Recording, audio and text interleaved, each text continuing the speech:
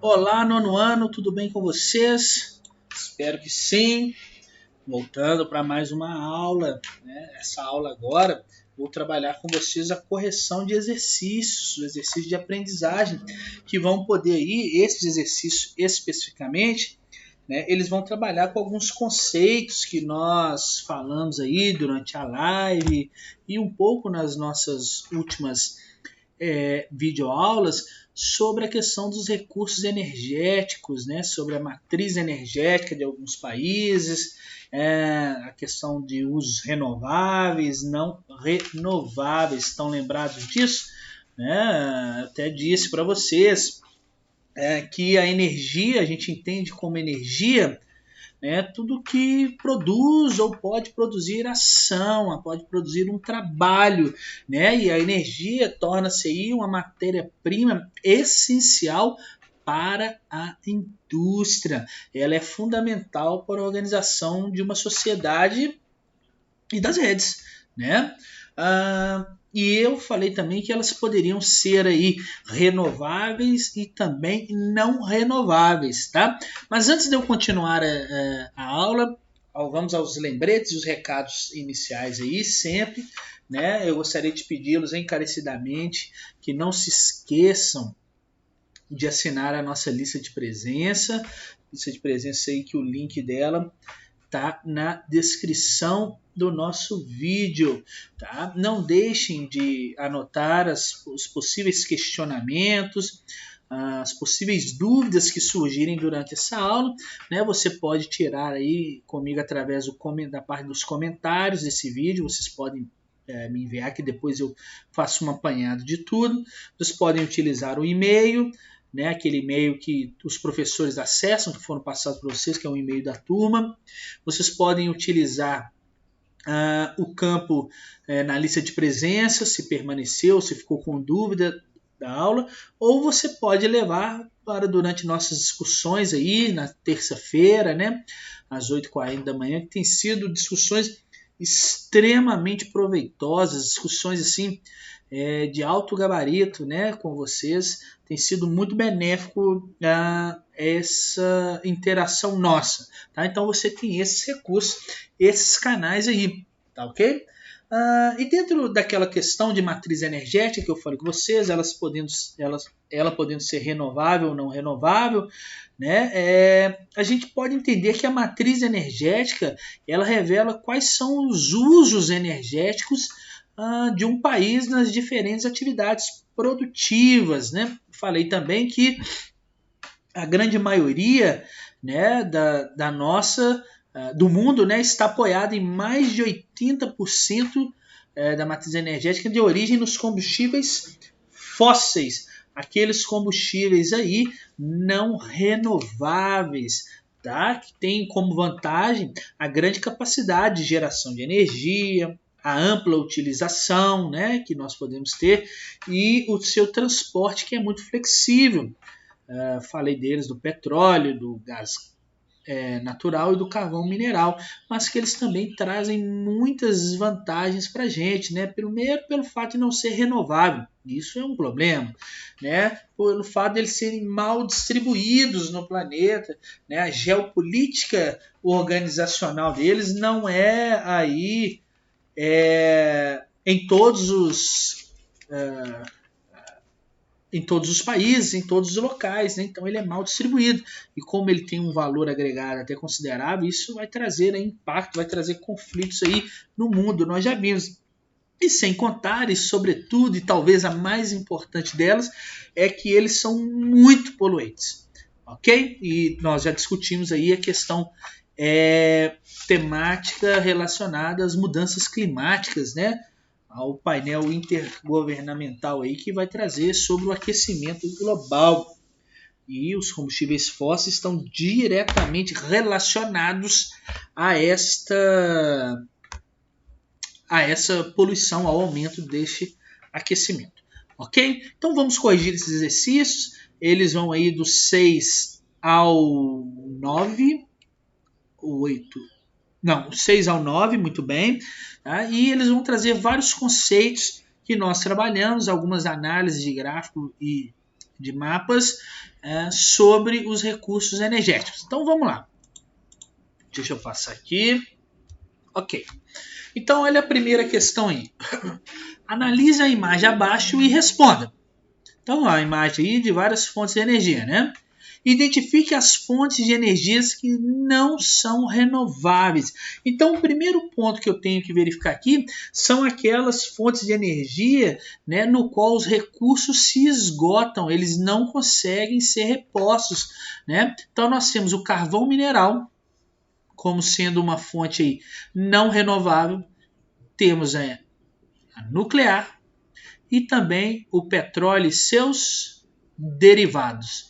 Ok? Essas são as fontes de energias consideradas aí não renováveis, ok? Então, A já conseguimos identificar. Desculpe. Vamos ver a B. Caracterize as fontes de energia renovável, né? As fontes renováveis. Então, caracterize, explique, fale sobre elas. Né? As fontes de energias renováveis, elas podem o quê? Deixa eu pegar minha caneta aqui. Elas podem, lembra que a letra fica um pouquinho feia aqui, né? Ser repostas pela natureza. Então, as fontes de energia renováveis, elas podem ser repostas pela natureza ou podem ainda, vou até melhorar isso aqui, né? Ficar legal, elas podem ser recuperadas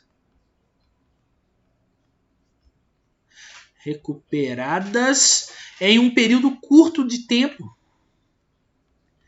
Em um período, para ficar mais completinho, bonito, né? Curto de tempo. Ok? É claro que depende aí do estágio de degradação em que elas vão se encontrar, né, para elas se repor. Mas, na teoria, elas podem ser repostas pela natureza, podem ser recuperadas em um período curto de tempo, né? Aí, como exemplo, eu tenho a hidráulica, né, que vai usar a água dos rios, eu tenho aí a solar, que utiliza o sol, a eólica, os ventos, a biomassa, que vai utilizar a matéria orgânica, a geotérmica, o interior do planeta, e também tem a oceânica, né, que pode usar aí a força das marés e das ondas para poder gerar energia. E elas são consideradas fontes renováveis. Tá? Deveríamos ampliar o uso delas, né? Mas muitas estão atreladas aí, como já dissemos, ao alto custo na implantação. Ok? Vamos ver a letra C. Identifique a principal fonte de energia renovável utilizada no Brasil. Nós aqui temos no Brasil a hidráulica, né, que nós vamos utilizar aí a água dos rios, vamos fazer o represamento desses rios, né? E vamos utilizar aí através das represas. Ok? Tranquilo? Essa é fácil, né? Deu para a gente identificar, já falamos isso na última aula. Vamos passar agora para a questão 7. Olha só. Diferencie o consumo de energia de países desenvolvidos e dos subdesenvolvidos. Será que é a mesma coisa o consumo de energia dos países? Já sei que não, né? É óbvio que não. Vamos ver aí. Há um consumo desigual, tá, pessoal, de energia entre os países do mundo, entre os países do globo. Isso é fato. Então, a primeira coisa que eu tenho que estabelecer é que o consumo é desigual. Então, há um consumo desigual de energia nos vários países aí do globo. O consumo de energia, percebam, hein? Olha só, o consumo de energia ele pode indicar o nível de desenvolvimento econômico de países ou regiões. Né? Porque, normalmente, as regiões mais desenvolvidas, as regiões ricas do planeta, elas consomem grande quantidade de energia para as suas atividades produtivas e o seu consumo doméstico. Tá ok? Enquanto nos países desenvolvidos, então, o consumo de energia é elevado, ele é alto, os países mais pobres, os países pobres aí, é exatamente o oposto. tá? Grande parcela da população dos países mais pobres e emergentes, né, os subdesenvolvidos aí, ou em desenvolvimento, ainda não tem acesso à rede elétrica, né? E as mercadorias, também não tem acesso às mercadorias que são conectadas por essa rede, tá ok? Então, isso não é difícil chegar longe não, tá? A gente fala, isso aí deve acontecer lá na África. Não, no Brasil tem muitos locais que não tem energia elétrica. Acreditem, pasmem. Em Belo Horizonte também, tá? Em Belo Horizonte nós temos isso. Quando a gente visualiza, por exemplo, se vocês pegarem aí na internet e visualizarmos aí uma imagem de satélite do planeta à noite, né? Procurem depois no Google para você ver. É muito legal. Procura lá. Imagem satélite do planeta à noite. Você vai ver que as regiões desenvolvidas, as regiões centrais, elas aparecem com a parte, né, elas aparecem mais acesas, vamos dizer assim, do que em comparação com as regiões de menor de subdesenvolvimento, né, de menor índice econômico, os países subdesenvolvidos. Tá? É muito interessante nós analisarmos isso. Você vai ver que os países desenvolvidos eles estão acesos de tanta luz, tanta energia que está ali acesa, luz elétrica, né, que está acesa ao mesmo tempo. Enquanto que nos países subdesenvolvidos nós não temos este critério, porque grande parte da população ainda não tem acesso à energia elétrica. É um trem. Né? E pensa, em ficar sem energia elétrica, a gente fica às vezes alguns minutos, algum tempo aqui sem energia elétrica, né, nas nossas casas, quando está chovendo, quando tem alguma queda, uma manutenção aí da CEMIG, a gente quase fica doido. Imagina você não ter energia elétrica. Isso deve trazer muitos prejuízos à sociedade. Né? A saber, por exemplo, que você nem poderia estar assistindo essa aula, muito menos eu poderia estar gravando ela. Eu também tenho um aspecto de armazenar os alimentos. Imagina, hoje você abre a geladeira ali, na minha não, se eu abrir minha geladeira ali só tem água, água gelada, tem umas 20 garrafas de água gelada lá, né? E uma Coca-Cola, obviamente, zero, né? Coca-Cola zero. Mas a grande maioria das famílias armazena alimentos, tem alguns remédios que devem ser armazenados refrigerados. Imagina o transtorno que seria, né? Então vamos ver outra questão 8 agora. Leia a tabela. Então ela está trazendo aí uma tabela de consumo de energia por fonte no mundo. Então está trazendo a fonte e o ano, né? E aí o consumo no mundo. Então a primeira coisa, deixa eu arredar aqui essa imagem lá para cima. Olha só, a tabela faz referência à matriz energética ou matriz elétrica. Justifique. Então, esta tabela aí, que está trazendo as fontes, né, ela faz referência à matriz energética.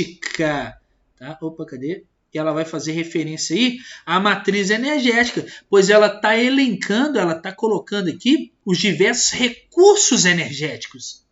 E não somente aqueles que são utilizados para aí de energia elétrica, que aí sim seria uma matriz elétrica. Tá ok? Por esse motivo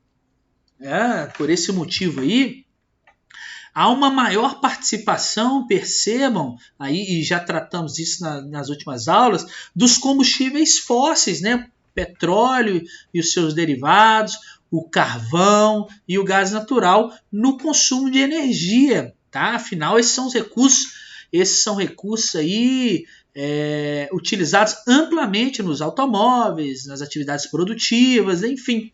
Então, a tabela faz referência a uma matriz energética, pois ela elenca os recursos energéticos e não somente aqueles que utiliza-se para gerar energia em um determinado local ou região. Tá bom? Então, conseguiram entender a letra A? Vamos ver agora a B. Eu vou trabalhar com a análise dos dados aí, né, de 1973 e 2010 sobre as fontes. Mas vamos ver a pergunta. Compare os dados dos diferentes anos e indique quais fontes de energia tiveram o maior crescimento do consumo. Então, quando eu analiso ali as fontes, quais são aquelas, né, que tiveram aí o maior crescimento no seu consumo? Então, quando eu analiso, segundo os dados aí da tabela, A evolução do consumo ao longo aí de 73 a 2010, daí quase 35 anos, né? Ela é marcada pelo crescimento, olha só, quando eu analiso aí, de mais ou menos 6,2, né? Aumento do consumo de petróleo e seus derivados. Eu tenho aí também mais ou menos 8,3, 8,2 de eletricidade. Também tenho 1,2 de aumento aí de gás natural. E aí eu posso entender que o aumento, né, olha só, dos números de veículos automotores, por exemplo, e as revoluções industriais das últimas décadas, dos últimos anos, elas alteraram a forma de se produzir e os padrões de consumo. Olha o tanto de coisa que nós já discutimos isso aí ao longo das nossas últimas aulas. As novas demandas da população e do processo produtivo, né, aumentaram a demanda por petróleo e seus derivados e também por eletricidade, né? Por outro lado, o consumo aí de carvão mineral e de biomassa apresentaram uma redução, né? Olha aí, se eu olho a biomassa e o carvão, nós tivemos uma redução aí de 3,9 no carvão e mais ou menos 0,5, né, na biomassa. E a redução desse consumo aí, ao analisar a tabela e ao entender sobre as nossas discussões, ela pode ser resultado aí do esgotamento dos recursos naturais. Esgotamento, acabou, o carvão está acabando, né? E o investimento, né, também, claro, há de se pensar de países na geração e no uso de fontes de energias mais limpas, de energias renováveis, tá? Então isso pode aí demonstrar às vezes uma queda nesse processo aí do carvão, que se esgotou o recurso, e da utilização da biomassa. Acabou de bater um passarinho na janela aqui. Eu dou aula aqui no terraço de casa. Assim, eu tô rindo, mas de desespero, né, coitadinho? Deve ter machucado. Coitado. Vamos lá? Deu para entender, pessoal? Vamos passar para a última questão, então? Questão 9. Agora nós vamos analisar o comércio do petróleo em 2018. Esse mapa é muito legal. Então, olha a letra A lá. Aponte as regiões que mais realizam trocas comerciais de petróleo. Então, quando eu analiso as regiões aqui do mundo, né, onde eu tenho a maior troca de petróleo, a maior troca comercial de petróleo, eu posso entender que esta região aqui, esta região aqui apresenta uma grande concentração e, sobretudo, também esta região aqui. Tá? Então, eu tenho o Oriente Médio, não seria novidade, e também o norte do continente americano, né? Norte do continente e letra americano. Ainda bem que você sabe que minha letra não é assim, né, gente? Então, eu consigo analisar pelos dados aqui comerciais, né, pela venda aqui, pelo comércio de petróleo saindo e entrando aqui do Oriente Médio e também da porção norte do continente americano, ok? Então vamos ver a B. Considerando esses fluxos dessas trocas comerciais do petróleo em 2018, indique quais países mais exportam e quais mais importam. Então, quais são aqueles que mais vendem e aqueles que mais compram petróleo? Quando eu penso nesses principais movimentos aí, comerciais do petróleo e seus derivados durante o ano de 2018, que está indicado aí no mapa, indica que os maiores exportadores, né, os maiores vendedores aí, de petróleo, eu posso estabelecer o Oriente Médio, né, principalmente com a Arábia Saudita. Nós temos aqui a Venezuela, Arábia Saudita, né, Venezuela. Eu tenho o Canadá. Eu tenho o México, tá? Também como um grande exportador aí, tá? Então, Canadá, México, também tem os Estados Unidos, né? Já até citei aqui, rabisquei o negócio todo, né? Mas no livro de vocês conseguem ver aí os Estados Unidos como sendo aí os grandes exportadores. E os grandes importadores, aqueles que compram esse petróleo, quando eu analiso esse mapa aí, eu tenho, olha lá a China, olha só, tudo está sendo praticamente convergendo aqui, está se convergendo para a China, tá? E eu tenho países da Europa recebendo esse petróleo, e também tem, se eu colocar aqui, eu não sei se vocês repararam, vou apagar aqui um pouco, os Estados Unidos como também sendo um dos maiores compradores de petróleo. É interessante isso. Ele é um dos maiores exportadores, mas também é um dos maiores importadores de petróleo. Tá? Então, pessoal, essa foi nossa correção aí do exercício de aprendizagem. Espero que vocês tenham entendido. Espero que não tenham restado dúvidas. Mas caso elas tenham persistido, caso você não tenha entendido algo, por favor, me procurem, tá? Agradeço mais uma vez a paciência de vocês e aguardo todos na nossa próxima aula. Um grande abraço a todos. Valeu, galera!